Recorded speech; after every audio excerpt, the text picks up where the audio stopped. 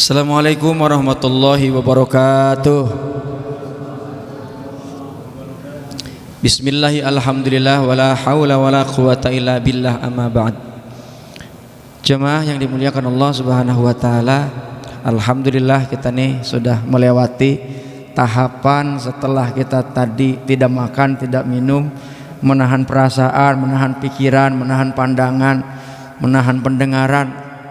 Jangan sampai malam ini kemudian menjadi liar, ya kan? Karena kata Allah, "Tsumma atimus syiyam ilal lail." Sempurnakan puasamu sampai malam. Ya, ada yang menerjemahkan juga bahwa sampai malam itu sampai saatnya berbuka. Ada juga yang menerjemahkan ya malamnya pun ikut puasa. Maksudnya puasa bukan berarti tidak makan, tidak minum, tidak hubungan layaknya suami istri, tapi betul-betul puasa secara artifisial. Apa itu? Puasanya bukan hanya seperti siang, tapi puasa yang diimplementasikan dengan perilaku kita. Kita ini jemaah yang dimuliakan Allah Subhanahu wa taala, meskipun kita ini ilmunya tinggi, meskipun kita ini jabatan tinggi, usianya sudah sepuh, kadang memang itu namanya manusia, makhalul khoto wa nisyan, tempatnya khilaf, tempatnya salah. Sebab itulah ketika manusia memposisikan diri kita mulia, ketika ada sesuatu yang membuat kita tersinggung, itu bisa meledak. Betul? Coba aja. Memang itu titik awalnya bisa saja pemicunya orang, tapi sebetulnya kalau kita merenung, sebetulnya ada di dalam diri kita. Coba kalau kita cinta sama orang, meskipun kita dicubit, marah gak? Kalau kita cinta sama orang, itu orang yang kita cintai nyubit kita, marah gak? Enggak. Kenapa? Karena kita sudah memposisikan frekuensi kita, memang kita ini senang sama dia. Tapi kalau kita benci sama dia, meskipun dia senyum, kira-kira marah gak? Marah, ngeledek lu gitu. Jangankan senyum, Pak, ngeliatin aja, nggak ngapa-ngapa, diliatin aja, gua colok mata lu gitu, Pak. Itu kalau benci. Cinta dan benci itu adanya di mana? Di pikiran apa di hati? Di hati. Makanya temanya satu meja satu hati, buka puasa bersama dalam persaudaraan. Jadi jemaah yang dimuliakan Allah Subhanahu wa taala, ada seorang psikolog yang sangat terkenal. Beliau ini kemudian menulis buku, judul bukunya With Emotional Intelligence. Siapakah dia? Namanya Daniel Goleman. Daniel Goleman itu menumbangkan tentang orang dulu kalau ingin sukses itu harus memiliki yang namanya kecerdasan intelektual. Sehingga banyak orang tua yang menyekolahkan anaknya supaya dia pintar. Maka ketika anaknya pulang sekolah bawa nilai 3, marah gak kira-kira? Marah gak? Marah. Kenapa? Karena dianggapnya bodoh, dia gak ngerti apa-apa. Dan sudah itu pasti orang tua berpikiran masa depan suram. Betul ya? Dan itu pasti marah-marah ke orang tua. Ayah ini sudah pontang-panting siang dan malam bekerja agar kamu ini menjadi orang yang berilmu. Mau jadi apa kamu setelah tua kalau kamu gak ngerti apa-apa? Ayah rela untuk bersusah-susah agar kamu punya ilmu. Tapi kalau kayak begini, ayah kecewa sama kamu. Gitu. Ada gak kayak gitu ayah di sini? Hah? Ada gak? Oh ya, nggak ada di sini. Adanya di luar, Pak. Ya kan? Nah, di sini nggak ada yang ngaku. Gitu ya. Jadi jemaah yang dimuliakan Allah Subhanahu wa taala, itu pula apa yang dialami oleh banyak orang. Bahkan kemudian anak tuh dicekokin pas supaya anak tuh ranking 1. Ya kan? Karena kalau ranking 1 bangganya luar biasa. Padahal Pak, itu bisa menjadi pulang neraka, Pak. Kenapa? Orang tuanya jadi sombong. Tuh kayak anak saya dong, nggak kayak anak kamu idiot. Anak saya ranking. Oh, anak kamu apa yang bisa dibanggakan? Tapi jangan salah, Pak. Ada yang idiot itu justru itu melahirkan sebuah penemuan yang fenomenal yang saat ini kita nikmati. Tahu nggak siapa? Thomas Alva Edison. Thomas Alva Edison itu dianggap oleh gurunya idiot, Pak. Sehingga orang tuanya disuratin itu oleh gurunya. Kenapa? Karena anaknya ini gak naik-naik kelas. Tapi itu orang tuanya sangat luar biasa wisdom, sangat bijak. Itu suratnya gak pernah dikasihkan kepada anaknya. Sampai setelah dia betul-betul sudah berhasil, baru dibuka. Dia tanya, apa sih? Tapi jawaban ibunya, enggak, kamu ini anak luar biasa. Makanya kan sebutannya sekolah SLB kan. SLB itu kan sekolah luar biasa. Jadi memang itu Pak, kalau orang tua bijak Pak, nggak pernah menyalahkan anak. Dan dia berpikir hanya mengarahkan, itu kamu itu bukan bodoh. Karena dia kan banyak yang membuli itu. Kamu ini bukan bodoh, tapi sekolah tidak sanggup menampung tentang kecerdasanmu. Canggih gitu orang tua. Canggih Pak. Sehingga memang bahasa itu betul-betul merasuk ke dalam pikiran dan hatinya. Dan kemudian melakukan sebuah riset 10.000 kali melakukan uji coba, yang oleh kawan-kawannya son gagal maning gitu kan. Namanya Thomas Alva Edison kan. Tapi dia bilang enggak, oh saya enggak gagal, tapi saya semakin dekat dengan penemuan yang akan saya temukan. Dan akhirnya apa yang terjadi? Mampu menemukan bola lampu yang saat ini menyala dan saat ini kita nikmati di masjid ini. Beliau ini Thomas Alva Edison Pak. Cuman itu sebagian contoh kecil. Abdurrahman Sudes, Syekh Abdurrahman Sudes, ada yang tahu? Siapa? Imam besar Masjidil Haram. Waktu masa kecil sama pada umumnya Pak. Orang lagi bikin kue Pak, itu ditaburin pasir. Orang tuanya nggak marah Pak, tapi dia sambil agak kesel gitu loh, tetap lagi Tuhan. Sambil agak kesel, dia sambil mengeluarkan kata-kata, mudah-mudahan kelak kamu jadi imam Masjidil Haram. Bener jadi Pak. Makanya Bu, nah kalau anaknya nakal jangan diomelin, dasar lu anak siapa, ditanyain tuh anaknya. Ya kan? Nah emang ibu nggak tahu saya anak siapa gitu kan, coba kalau digituin. Ya kan? Dan jangan mengeluarkan kata-kata yang memang karena representasi gambaran dari hati yang kesal itu biasanya keluar kata-kata yang negatif. Coba aja. Tapi kalau hati yang bahagia, engkau bagaikan rembulan, wajahmu indah, bersinar, bercahaya. Gitu kata-katanya udah puitis saja. Itu kalau orang jatuh cinta. Tapi kalau benci Pak, meskipun tuh orang baik, tetap aja dasar lu kurang ajar gitu. Nah sebab itulah tadi ini temanya keren banget, satukan hati Pak.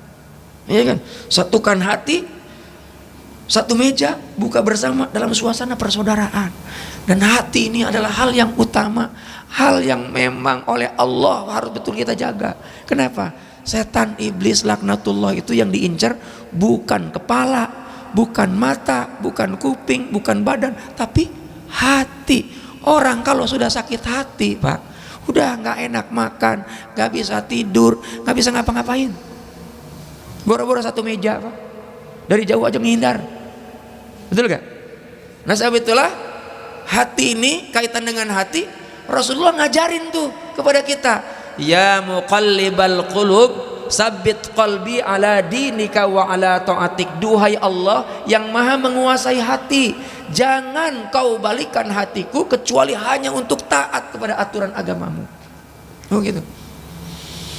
Nah jemaah yang dimuliakan Allah subhanahu wa ta'ala, kalau buka Al-Quran surat ke 16, ada yang tahu gak surat apa itu? Surat An-Nahl. Di surat An-Nahl itu ada ayat ke-78. Apa yang Allah sampaikan? Wallahu akhrajakum min butuni ummahatikum la ta'lamuna syai'an.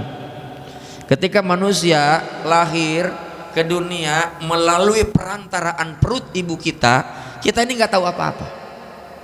Maka supaya tahu apa-apa kita harus belajar. Cuman kalau belajar, kalau nggak ada alat perangkat untuk bisa belajar, nggak bisa kita belajar. Dan perangkat itu ada, Allah berikan kepada kita. Apa yang diberikan oleh Allah? Yang pertama, waja'ala lakumus sam'a. Allah beri pendengaran kita, bukan telinga. Bahasa Padang namanya talingu, ya kan? Bukan kupiang, bukan, tapi talingu. Itu bahasa Padang. Ada orang Padang ya? Kan orang Padang itu kucing kuciang, kancing kanciang, kambing kambiang. Tapi giliran kuping berubah, nggak kupiang tapi talingu. Nah itu orang Padang hebatnya. Betul gak? Betul gak? Nah, iya. Ada orang Padang sini. Pak Dirman orang Padang ya? Oh, bukan. Dia orang Palembang ya kan. Nah, yang orang sakti orang Palembang itu kan kapal selam aja ditelan ya kan. Dan di Palembang itu nggak ada yang nganggur, semuanya ado gawe. Nah, ya kan? Kerja semuanya. Mau kemana? Ado gawe. Padahal cuma nongkrong doang. Jadi jamaah yang dimuliakan Allah Subhanahu wa taala. Sebab itulah kita ini supaya dapat ilmu dikasih perangkat oleh Allah namanya audio, pendengaran. Nonton film meskipun tuh gambarnya bagus, nggak ada audionya, nggak enak. Belajar, makanya baginda Nabi menyampaikan kun aliman, au muta'aliman, au mustami. Mustami itu mendengar, ya. Au muhibban dengan hati itu, cinta itu kan dengan hati. Fala takun khamisan fatahlik. Jadi hancur kalau kita nggak alim, ya nggak berilmu, nggak mau belajar, nggak mau mendengar ilmu, nggak mau mencintai ilmu, udah yang kelima itu ya hancur, ya. Jadi jamaah yang dimuliakan Allah Subhanahu wa taala, dengan mendengar itu nanti itu awalnya mendengar, lama-lama kita jatuh cinta, ya kan, mendengar. Nah cuman pendengaran itu seringkali noise, Pak. Noise itu kan suara ini disampaikan melalui gelombang. Nah kalau orang yang bertauhid kepada Allah, gelombang itu Allah yang atur, Pak. Meskipun isi penceramah salah apa yang disampaikan, itu sangat mungkin kalau Allah tuh rubah gelombangnya sampai ke pendengaran kita yang baik. Itu kalau kita dibimbing dan dijaga oleh Allah. Tapi kalau kita nih jauh dari Allah, Pak, yang didengar itu buruk meskipun yang disampaikan baik. Akhirnya apa? Ngamuk, Pak, marah. Ya kenapa? Karena yang ketangkepnya adalah buruk. Dan itu tergantung dari diri kita, ya. Kemudian apakah cukup dengan pendengaran? Enggak. Allah kasih perangkat yang kedua, wal absor. Apa itu? Penglihatan. Kenapa kalimatnya di dalam Al-Quran bukan dengan menggunakan wal ainun, mata? Karena ada orang yang punya mata belum tentu bisa melihat. Meskipun dia bisa melihat, sangat terbatas kalau mata kepala. Tapi kalau yang namanya absor itu, basiron itu bukan saja mata kepala, tapi mata hati. Orang kalau melihat keluar, Pak, kehalang tembok nggak akan kelihatan. Tapi kalau dengan menggunakan basiroh, Pak, penglihatan batin, itu jangankan tembok, Pak, 10 kali tebalnya tembok itu bisa ditembus. Itu namanya mata batin. Sebab itulah Allah ngasih perangkat kepada kita wal absor, yaitu penglihatan. Dengan penglihatan kita melihat visual, Pak. Tapi Allah dengan kekuasaannya, dengan kasih sayangnya, ada orang, Pak, secara fisik dia nggak bisa ngelihat, buta, dia nggak bisa mendengar, tapi kekuasaan Allah perlihatkan ada yang hafiz Al-Quran.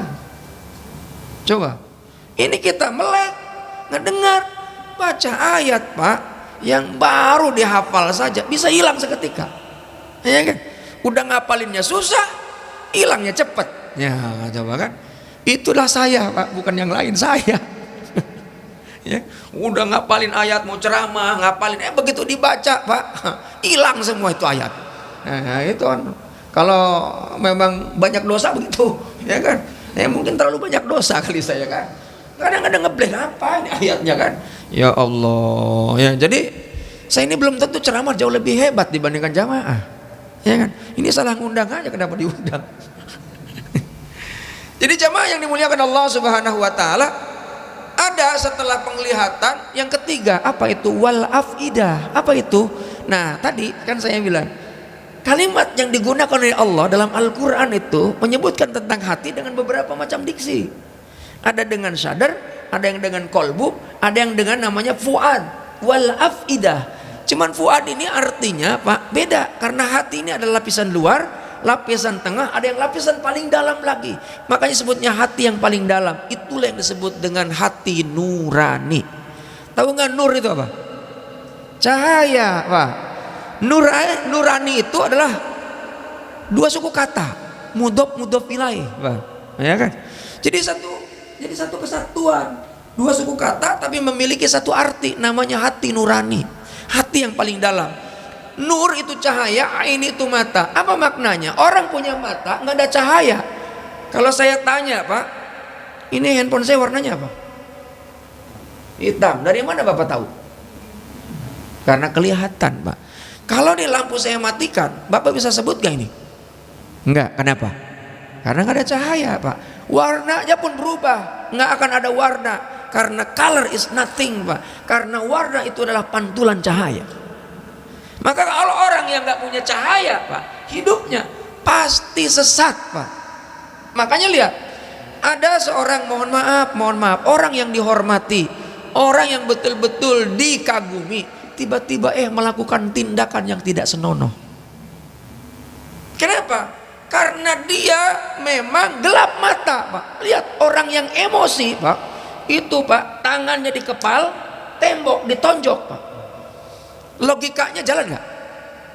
Enggak, itu orang marah, Pak. Tembok ditonjok. Kira-kira yang kalah tangan apa tembok? Tangan. Begitu dia sadar, tangannya berdarah, Pak.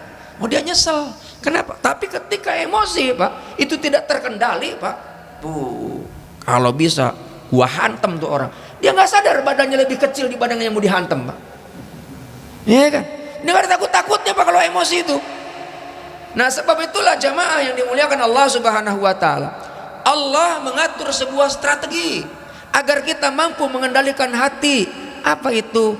Namanya siam. Ya, siam ini adalah sebagai alat yang Allah turunkan melalui risalahnya yang diturunkan kepada Kanjeng Nabi, yang kemudian menjadi sebuah pembelajaran bagi kita. Makanya siam maknanya al-imsa, menahan marah, menahan ini dan itu. Caranya gimana? Anda nggak makan dulu, Anda nggak minum dulu, Anda nggak berhubungan dulu layaknya suami istri, maka Anda tahan. Cuman sayangnya begitu maghrib, Pak, kesetanan, balas dendam. Ya sudah, Pak, balik lagi, Pak, liar lagi, ya kan? Coba.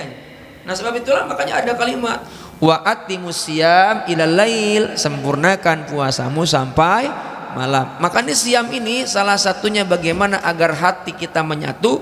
Maka kalau kita buka Al-Quran surat ke-8 ayat 63, tidak ada yang sanggup untuk menyatukan hati-hati yang ada, meskipun bergandengan sampai berhimpitan, itu tidak akan bisa menyatukan hati. Meskipun kau belanjakan seisi negeri, seisi dunia, untuk menyatukan hati nggak akan sanggup. Kenapa? Hanya Allah yang mampu menyatukan. Kalau kita bersatu, namanya jodoh.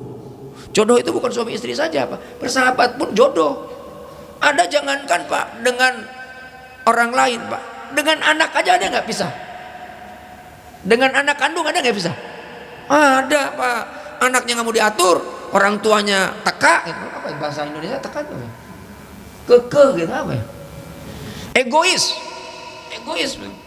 Ya pokoknya kata orang tua begitu. Anaknya nggak mau diatur, Pak. Namanya Gen Z kan, yang cuma lihat medsos gitu kan, seharian handphone. Orang tuanya nggak didengar. Jangankan orang tua, Pak, guru aja nggak didengar, Pak. Yang didengar handphone nih. Saya pernah ceramah, Pak. Suatu ketika tuh anak Gen Z itu lagi ceramah liatin handphone, ya kan. Tapi saya sih nggak tersinggung, biarin aja lah, namanya anak muda begitu kan. Selesai ceramah dia nyamperin saya. Ustadz, saya baru kali ini ngedengar ceramah. Ini kenapa emang? Ini saya cek GPT, AI. Apa yang Ustadz ceramahkan itu semuanya ada. Jadi kalau nggak cocok dia nggak didengerin. Terus dia nanya begini, Ustadz, besok bisa nggak ceramah lagi di sini? Emang kirain dia DKM dia, ya kan? Nah, ada jadwal yang lain lah. Ya Allah. Tapi dia memang kalau udah suka luar biasa tuh. Makanya jangan coba hindarin tuh anak-anak muda, Pak. Cakep itu anak-anak muda itu. Karena generasi penerus, Pak. Nanti masa depan itu bisa apa? Itu yang sholat imamnya itu handphone. Imamnya handphone, Pak. Makmumnya pulsa. Ya kan? Coba. Sekarang nikah jarak jauh, Pak. Ngajar ceramah jarak jauh, Pak. Melalui live streaming. Sambil masak aja bisa ngedengerin ceramah. Itu teknologi, Pak, luar biasa. Tapi kalau moral kemudian tidak digunakan, Pak, ya sudah hancur-hancuran, Pak. Sebab itulah, ini cakep judulnya, satukan hati, satu meja, persaudaraan, ya. Mudah-mudahan manfaat. Hadanallahu wa iyyakum ajmain. Assalamualaikum warahmatullahi wabarakatuh.